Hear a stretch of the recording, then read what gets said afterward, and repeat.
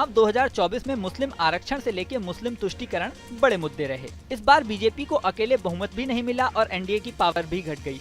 लेकिन अगर मुस्लिम सांसदों की बात करें तो उनकी शक्ति भी कम हुई है। इस बार सिर्फ 24 मुस्लिम सांसद लोकसभा में चुने गए हैं, जो कि 2019 से कम है। साल 2019 में मुस्लिम सांसदों की संख्या 26 थी, जबकि इस बार 24 ही है, यानी पिछली बार से 2 कम। हालांकि इसके बावजूद मुस्लिमों की ताकत संसद में कम नहीं मानी जा रही। ऐसा क्यों है ये आपको बताएंगे, लेकिन इससे पहले ये समझ लीजिए कि किस पार्टी से कितने मुस्लिम सांसद चुने गए हैं। 24 मुस्लिम सांसदों में एक भी बीजेपी लीड वाली एनडीए से ताल्लुक नहीं रखता।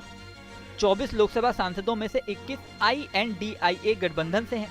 इसमें भी 9 मुस्लिम सांसद कांग्रेस से हैं। उसके बाद 5 मुस्लिम सांसद तृणमूल कांग्रेस यानी TMC से हैं। 4 मुस्लिम सांसद समाजवादी पार्टी से हैं। 2 इंडियन मुस्लिम लीग से और 1 नेशनल कॉन्फ्रेंस से संबंध रखता है। इसके अलावा 1 मुस्लिम सांसद AIMIM पार्टी के स्वयं असदुद्दीन ओवैसी हैं। 2 मुस्लिम सांसद निर्दलीय चुने गए हैं। निर्दलीय सांसद में बारामूला से इंजीनियर राशिद और लद्दाख से मोहम्मद हनीफा हैं। अब इस सवाल पर आते हैं कि जब मुस्लिम सांसदों की संख्या घटी है तो फिर भी उनकी पावर को कम क्यों नहीं माना जा रहा। दरअसल इस बार 78 मुस्लिम उम्मीदवार अपनी किस्मत आजमाने चुनावी मैदान में उतरे थे और उनमें से 24 को जीत मिली। वहीं 2019 में विभिन्न राजनीतिक दलों ने 115 मुस्लिम उम्मीदवारों को मैदान में उतारा था। इनमें से 26 को जीत मिली, यानी जीत का प्रतिशत इस बार पहले से ज्यादा है। साल 2014 की बात करें तो साल 2014 में 23 मुस्लिम उम्मीदवारों ने चुनाव जीता था। भारतीय लोकतंत्र के इतिहास में अभी तक लोकसभा में मुस्लिमों की सबसे ज्यादा हिस्सेदारी की बात करें तो प्रतिशत के हिसाब से 1980 में सबसे ज्यादा मुस्लिम थे। 1980 के लोकसभा चुनाव में 49 मुस्लिम सांसद जीतकर लोकसभा में पहुंचे थे। ये सदन का 9.04% थे। इसके बाद 1984 के लोकसभा चुनाव में 45 मुस्लिम सांसद सदन में चुने गए, यानी 8.3%।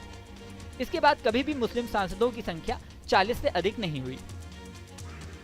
इस बार सिर्फ यूपी की बात करें तो यहाँ कुल 5 मुस्लिम कैंडिडेट जीते हैं। ये सारे के सारे INDIA गठबंधन से हैं। 4 सांसद सपा से हैं, जबकि 1 कांग्रेस गठबंधन से।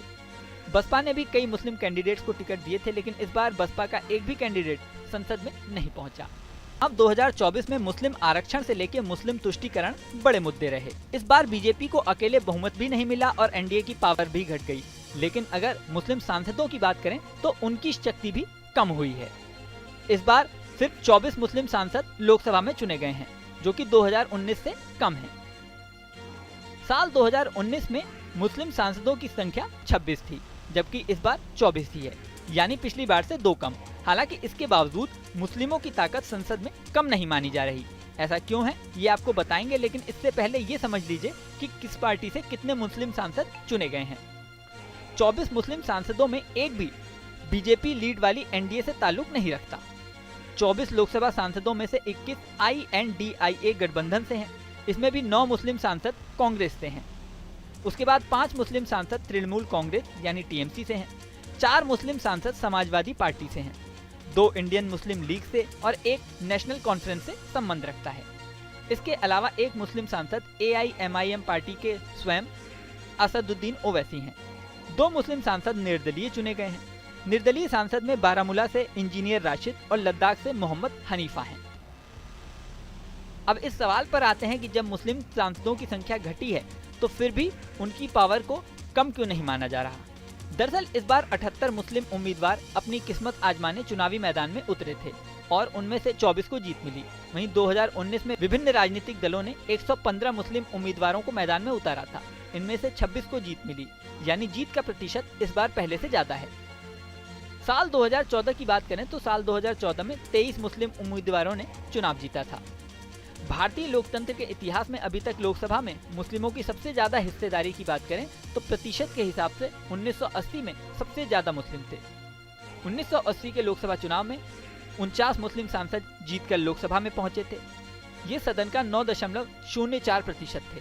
इसके बाद 1984 के लोकसभा चुनाव में 45 मुस्लिम सांसद सदन में चुने गए, यानी 8.3%। इसके बाद कभी भी मुस्लिम सांसदों की संख्या 40 से अधिक नहीं हुई।